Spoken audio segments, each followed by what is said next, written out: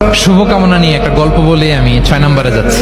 এক লোক মাগরিবের নামাজের আগে তার বন্ধুর জন্য দোয়া করতেছে, আল্লাহ আমার বন্ধুকে তুমি একটা সুন্দরী, রূপবতী, গুণবতী, নেককার, মুতিয়া, কানিতা, জামিলা, রায়া, একজন রূপবতী নেককার স্ত্রী দাও আল্লাহ।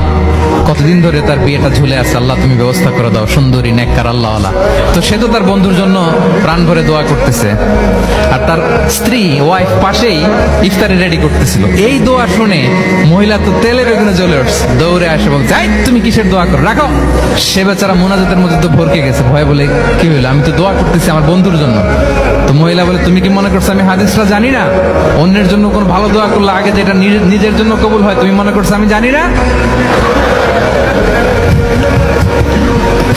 তুমি ভাবছো হাদিস শুধু তুমি একা জানো, আমি জানি না? না কি সব দোয়া করে এগুলা? আল্লাহু আকবার। আল্লাহ রহম